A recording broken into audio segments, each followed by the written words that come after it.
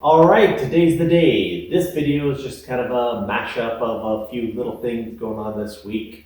Actually been jumping all over the place, so video is not going to cover everything that went on, but just show you what we've been working on. Mostly, I've been testing fit of a couple of things as I have the engine and subframe kind of sitting in the back of the car, finding out some things that in my mind and maybe just in two-dimensional drawings seemed like they were going to fit, and they are not going to fit. So I'm going to show you some of those things and a couple of things we worked on. So anyway, let's go take a look at that.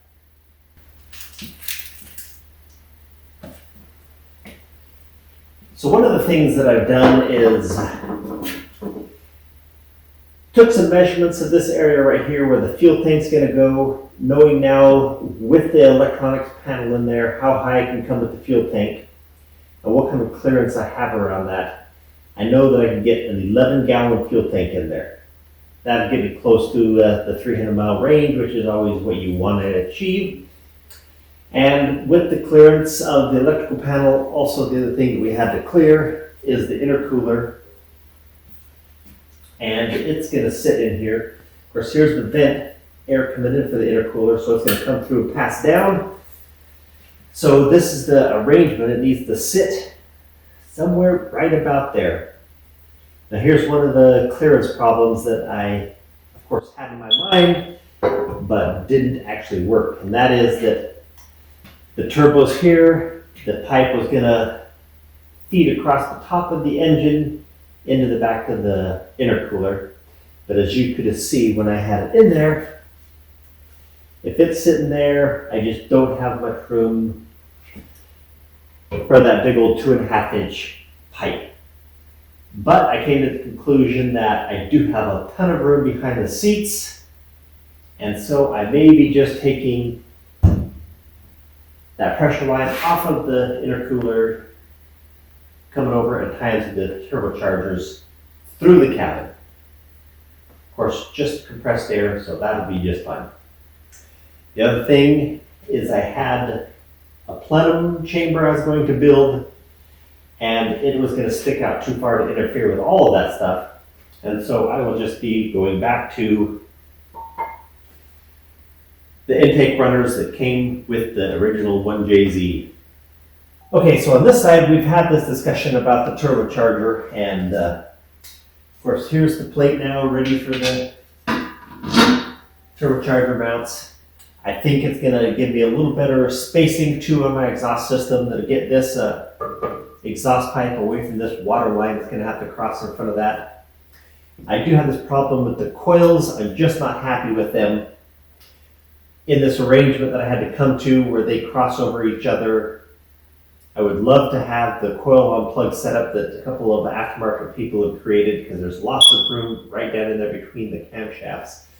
But I think the cheapest one I found is like $600 for this setup, which is pretty bad when you consider what you can buy these independent setups for.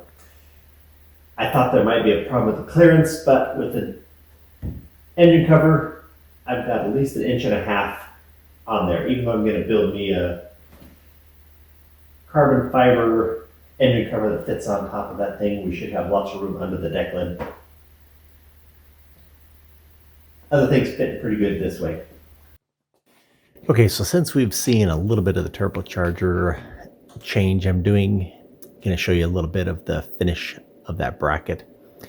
Anyway, I had the base plate built, and then I put a little bend on the edges to stiffen it up, and now I've also created a couple of brackets that will attach to the base plate. I'm going to weld those in place, putting them on the turbochargers, and then welding them, make sure that they all are adjusted exactly where they're going to be in the end. Just a little spot weld and hold those in place, and that plate is ready to go. Okay, so here's one of the things that's been holding me up on the tub. I need to finish the foam work, the door jambs, door seals, and kind of that stuff before I can fiberglass in here. And if you see this little circle, that represents where the water line needs to come. It's going to come through here, make a bend, try to back up, go back, exit out the back. And then there's one just like it on the other side. supply and return split on the sides of the car. I need to bend that pipe, and I need to make sure that everything is really good because it's going to be totally embedded in the tub, never to be able to be serviced again. I have some stainless steel tubing, but I can't bend it. Problem has been that I didn't have the right dies to bend the tubing, but that's come in. Now I can get that done as well.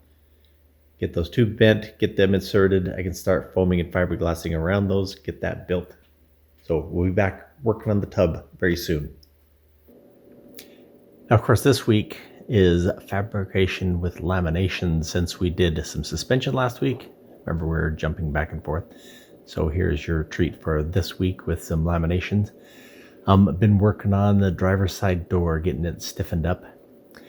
So one of the things that you can do in creating, instead of using like the Nomex or foam cores all the time, if you just need some place to be rigid, one thing to do is to build a blister or a ridge where you can put some kind of filler between layers of lamination. So in this case, I just mixed up some epoxy with some Q-cell, thicken it up, make I don't know, like the consistency of frosting, you could say. And then just put it in a bag and just like frosting, extrude it out into a long run. And then I've taken a piece of polyethylene, actually Ziploc bags cut up as a pill ply, lay those across the top of that frosting and the Q-cell epoxy, and then smooth it out. And I'm just taking a credit card, and with that I can make a nice straight edge, press it down tight to the original laminations, get my nice curve. Of course, we're going to go and sand it after this once we pull off this pill ply, so it doesn't have to be perfect. We're just getting a nice little runner, and we can actually form the runners and put them exactly where we want them without having to go to finding a piece of foam, cutting it, laminating it, and sanding the edges. Works really nicely to create very odd shapes. So just taking a chisel and taking away some of the heavier edges that lifted. Then some sandpaper, knock down the Q-cells, and of course rough up the sand.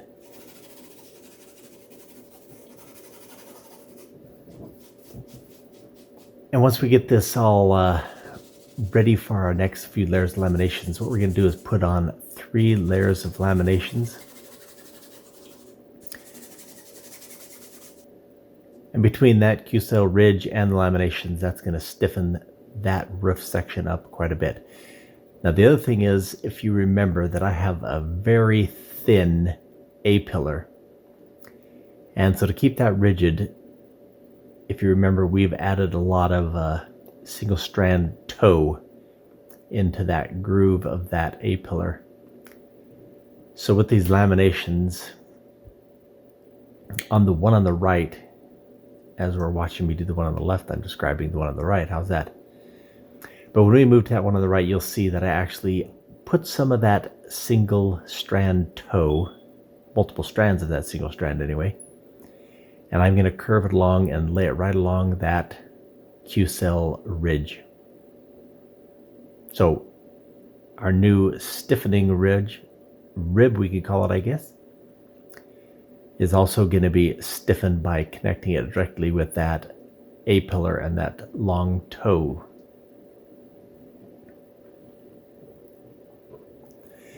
You can also see underneath that left one, any of the heavier sharp turns, a couple of 90-degree turns that make that window flange. I've also filled those with some of that Q-cell, trying to make it a little smoother transition for some of this lamination works we're doing here, which is just to stiffen things up and strengthen.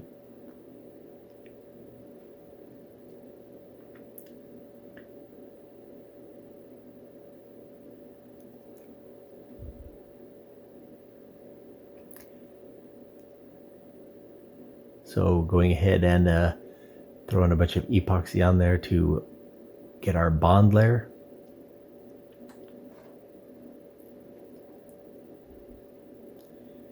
Now here's our bundle of tow.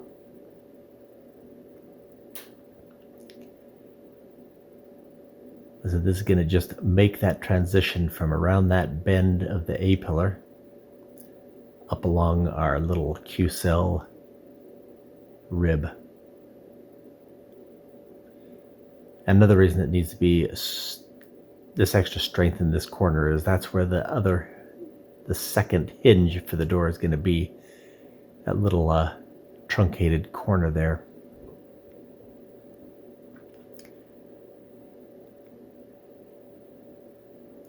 Now this toe, I should actually get a pair of calipers out and measure it sometime, but it is pretty heavy glass strands.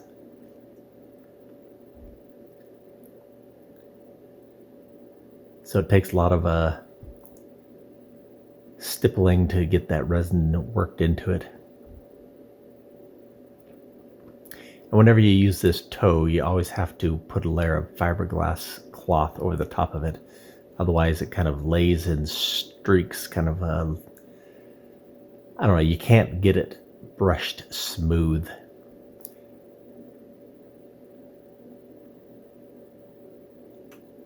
But that's okay because we're going to put 3 layers of glass cloth over it, and they will not only hold the fiberglass toe underneath it, but they will actually press the toes down and make them flatten it out nice and smooth.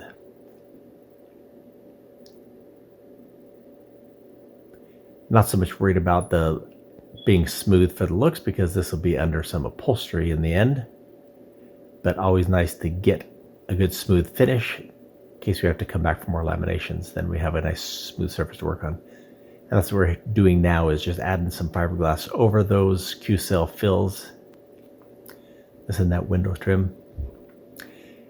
And I'm also, this is, all the strength in this door is going to be from the roof panel to the side door panel is through this area right here where we're working now. So I'm putting 10 layers of unidirectional 10-ounce cloth. So it's built up to somewhere between 1/4 and 3/8 of an inch thick of unidirectional fiber here. All the strength going to be right through that section and through the thin A-pillar.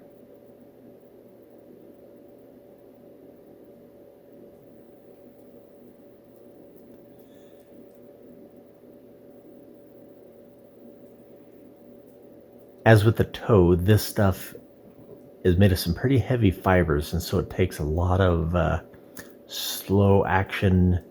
I guess I should have sped this video section up. You don't need to see the slow action, but yeah, I guess you get to see it. Maybe that's a emphasize here. You work it slow, push that resin through it. Takes a while to build up with the 8 layers.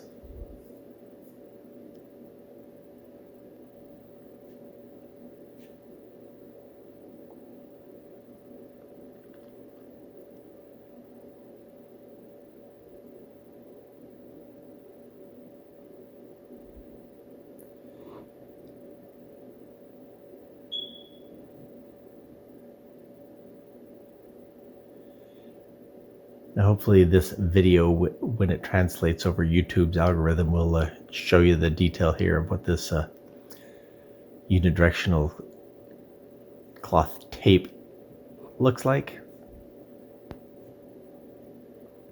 Basically it's the independent toes just held together with a slight weave.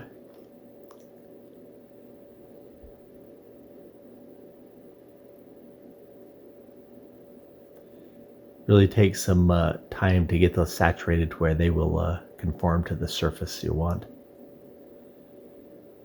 Anyway, once that's done, add some regular cloth over the top of it to push it flat and hold it nice and smooth. And now it's time to take this thing out of the mold. It's not quite built up to its final finish. That roof panel's getting close, but the bottom panel here is still kind of flimsy. but we can always stick it back in the mold because that's what we need to do to keep its shape. But we get a little anxious, don't we? Want to see what it's going to look like, see how things turned out.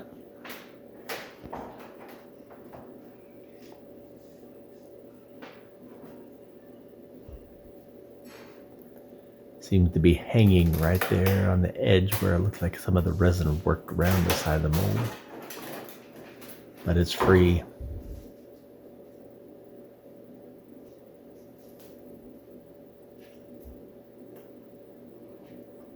And there we have driver's side door skin. Always exciting to have another piece out of the mold. See what it's going to look like. So that's the state of the affairs of the project at the moment. Like I said, a lot of little things have been going on too that we haven't had videos of yet. But as those things get completed, we'll have those videos coming up. A couple more suspension pieces, getting some more laminations done, and we'll be back on the tub too pretty soon. Hopefully having a lot more of the parts in the bodywork getting finished, and so we can see what the car is going to look like a little more.